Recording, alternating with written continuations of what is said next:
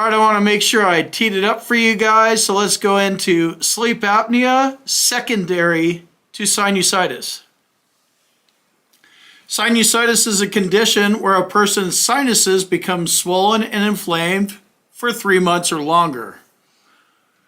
Some of the symptoms are nasal inflammation, discharge from the nose, drainage down the back of the throat, pain, tenderness, swelling around your eyes, cheeks, or forehead, ear pain.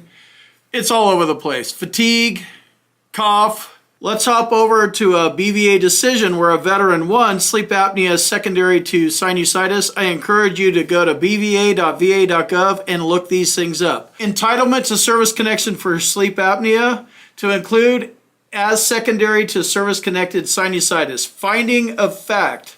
The veteran has sleep apnea that is aggravated by a service-connected sinusitis. In April, the doctor related the veteran had been diagnosed with obstructive sleep apnea. The doctor opined, that means he's given an opinion because he's a doctor and he can, that the veteran's sinusitis, which he had in service, could have contributed to his sleep apnea because of resulting nasal obstruction. At the VA exam, the C&P exam, the veteran was again diagnosed with sleep apnea. The examiner reviewed the claims file, your VA claims file. You always need to review your VA claims file.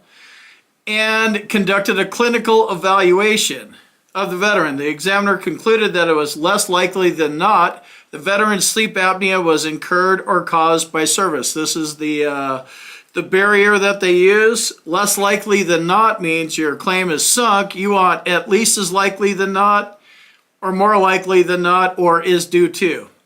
So after all this was unraveled, VA examiner provided a complete rationale for his opinion, and consequently the board finds that service connection for sleep apnea is warranted as secondary to service-connected sinusitis. You have to get into the law. You have to get into it enough to understand what's going on.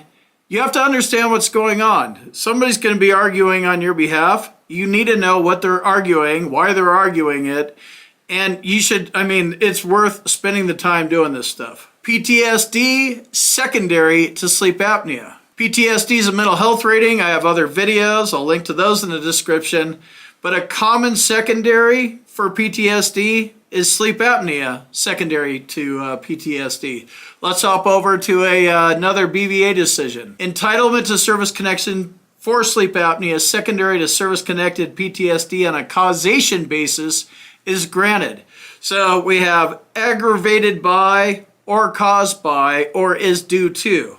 So this is caused by. That's what causation means. Findings of fact. The evidence is at least evenly balanced as to whether the veteran picked this up because of PTSD or not. This is called equipoise. The tie goes to the runner on these. Although the June 2018 opinion and they started doing a doctor's initials here, is of minimum probative value because it uses ambiguous terminology, which is a joke. Because the rating criteria, as you read the CFR Part 4 of the Schedule for Rating Disabilities, it is nothing but ambiguous. It at least supports the conclusion that the veteran's sleep apnea is caused by a service-connected PTSD. So this is one of those things you don't want to run up there with a tie, but if you end up with a tie, you want to be able to win it. And here's an example of that. Check it out. And then we'll finish up with lower back conditions secondary to sleep apnea.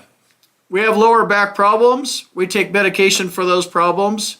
They cause us to gain weight. We don't move around, all that kind of stuff. So you can do a claim if you develop sleep apnea because of your lower back conditions. You can file a claim for sleep apnea secondary to lower back conditions. Service connection for sleep apnea as secondary and caused by service-connected lumbar spine disability is granted. And this is another causation one. As secondary and caused by a service-connected lumbar spine disability is granted. By resolving all reasonable doubt in the veteran's favor, his sleep apnea is caused by his medications, including muscle relaxers, for treating his service-connected lumbar spine disability. So this is the intermediate step of medications. Here the board finds that the August 2021 medical opinion is supported by clear rationale, which is consistent with and corroborates the June 17th VA treatment record. I'll hop in here. That's why you need to be consistent. Whatever your story is, dream one up, have one, don't change it, and make it consistent because they're going to be looking at your record, as well as the medical literature the veteran submitted to support his claim. He began to take medications for his back disability, and the board also finds that by resolving all reasonable doubt in the veteran's favor, which is how this is supposed to be, that's what reasonable doubt is supposed to be, but you have to go to the BVA for a while to argue this, maybe have a lawyer. His obstructive sleep apnea is caused by the medication he uses to treat his service-connected lumbar spine disability.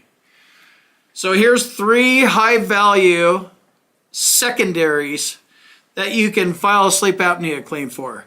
Sleep apnea is secondary to sinusitis, sleep apnea is secondary to PTSD, and sleep apnea is secondary to a lower back condition. So it works all over the place.